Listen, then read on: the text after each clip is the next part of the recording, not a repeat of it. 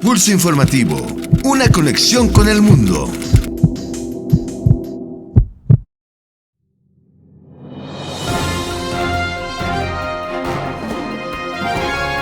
Qué bueno que vinieron. Ustedes no se dejaron engañar por todos esos idiotas que decían Marx ha muerto. Bueno, estoy. Y no lo estoy. Esto es dialéctica para ustedes.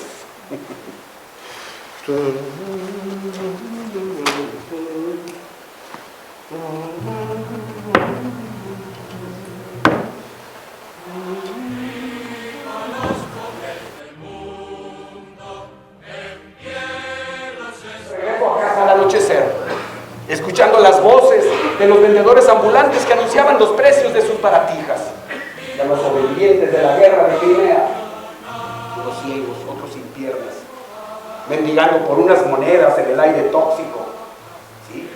El olor a pobre del hombre. Algunos de mis críticos, tratando de minimizar lo que veían en mi libro, decían, como siempre dicen de los escritores radicales, es que él debe haber pasado alguna terrible experiencia personal. Pues sí, si quieren darle importancia, esa caminata diaria a través del Soho alimentó mi ira, que fue a parar a mi libro, El Capital. ¿Qué tal? Buenas tardes, amigos de Pulso Informativo. Nos encontramos con Alfonso Teja Cunningham, que presenta en esta ocasión en la Ciudad de México, en el Distrito Federal, Marx en el Soho, una obra de Howard Zinn. ¿Qué tal, Alfonso? Buenas tardes, ¿cómo estamos? ¿Qué tal? Pues muy bien, muy contento de estar por primera vez con esta obra aquí en la Ciudad de México y de saludar a tan buenos amigos como tú y tu Ami, tu hermana. Muchas gracias, Alfonso. Estamos en esta ocasión con la presentación de Marx en el Soho. Te conocemos como periodista, tienes una larga trayectoria, pero la pregunta es, ¿por qué Marx en el Soho? ¿Por qué esta faceta?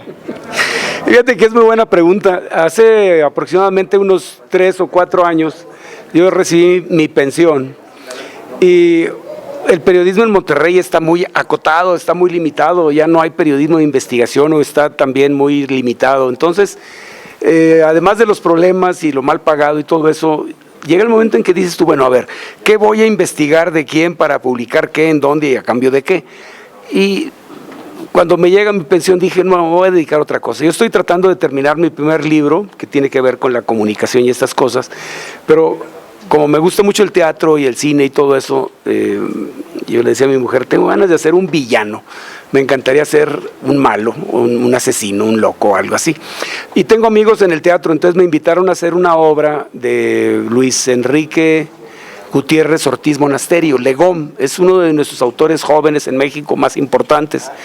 Y hicimos una pieza que se llama Civilización, en donde interpreté a un alcalde corrupto, en una obra muy interesante, pero de veras muy interesante, y me gustó mucho hacer ese alcalde corrupto que es muy malo, muy malo. Y ahí otro director de allá de Monterrey, de trayectoria izquierdista, desde la preparatoria y todo eso, vio que podía ser el personaje. Yo no conocía ni a Howard Zinn, mucho menos la obra de Marx en el Soho. Es una obra escrita hace aproximadamente 20 años, estrenada hace 14 o 16 años. Y él vio la pieza y le gustó y anduvo buscando quién podía interpretarla y él fue el que me invitó. Su nombre es Javier Araiza. Y entonces cuando él me presta el libreto y veo lo que se dice en Marx en el Soho, la verdad me gustó muchísimo. Es una pieza que dice y refleja cosas muy, muy importantes y nos llevó 11 meses de trabajo dominar el monólogo. Es un monólogo de 1 hora y media, complejo, había que entender las definiciones, los sucesos que ahí se describen, los personajes. Hay muchos personajes que se mencionan en la obra, que hablan en la obra, y entonces, bueno, había que saber de qué estábamos hablando. No es una pieza que se recite, tiene que vivirse desde adentro, entonces sí, fue un proceso de 11 meses. Realmente vimos tu actuación, nos pareció muy, muy apasionada, muy, muy interesante, entregada. Ahora, en lo personal, ¿tú cómo ves a Marx? Es un personaje complejo que realmente marcó la historia y con tantas aportaciones a nivel político, económico, social. ¿Cuál es tu visión de Karl Marx? Mira, yo no hago política, yo hago teatro. Y aunque como periodista podría hacer algún comentario, yo me limitaría a subrayar lo que sucedió en ocasión del cambio de milenio, que la BBC, la famosa BBC de Londres, hizo una encuesta a nivel global y resultó que en esa encuesta Marx fue encontrado, fue seleccionado como el pensador más influyente en el milenio, por encima de todos los grandes filósofos de los últimos 1000 años. Entonces ya esto nos da una dimensión de su estatura como filósofo, como economista, como crítico de la cultura, con todas estas facetas, incluso como periodista. Cuando empecé a estudiar su vida, descubrí con sorpresa que él a sí mismo se consideraba primero que nada un periodista, más que filósofo, más que economista, más que político, él se consideraba a sí mismo un periodista. Y entonces, bueno, eso estableció un vínculo inmediatamente. Y yo creo que en este caso lo que yo debo decir es que sigo los pasos de Howard Zinn. O sea, estamos hablando del Marx que interpreta y desarrolla un gran historiador, un intelectual estadounidense de primer nivel, que es Howard Zinn.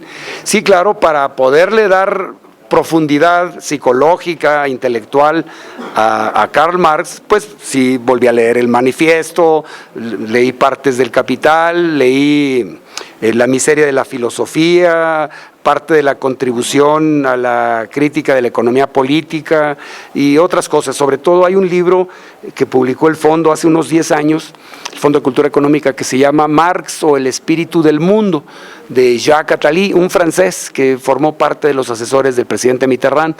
Un libro muy profuso, es de 700 y pico de páginas, con una biografía muy detallada de la vida de Karl Marx, ¿no? Entonces, eso fue lo que me permitió digamos, la construcción central del personaje, pero no nos detuvimos ahí.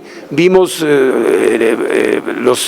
ejemplo, Bakunin, vimos a Engels, para poderle dar esa dimensión. Entonces, yo no hablo mucho de la política, hablo más de la parte humanista, que es la que Howard Zinn destaca en un mensaje que él mismo ha dicho, o dejó dicho, que es lo que él buscaba, una visión con más esperanza, una visión renovada de la humanidad, de la sociedad, sobre las guerras, sobre la explotación, sobre la cuestión ambiental. Porque el pensamiento Marx ha sido manipulado, manoseado, dogmatizado. Por un lado lo han satanizado, por otro lado lo han divinizado. Y aquí lo que vemos es un Marx humano, con su relación con su esposa, con sus hijos, sus hijas, básicamente. Entonces eso es lo que hemos tratado de fortalecer. Hablemos un poco sobre Howard Zinn, la trayectoria que tuvo, el haber nacido y vivido en Brooklyn, el venir también de migrantes de la comunidad judía. Fue un guerrero. Tú, en lo que es Howard Zinn, ¿qué me puedes comentar acerca de su personalidad? ¿Qué te inspira el trabajo que hizo como activista político y, claro, como historiador? Le tengo una profunda, muy profunda admiración.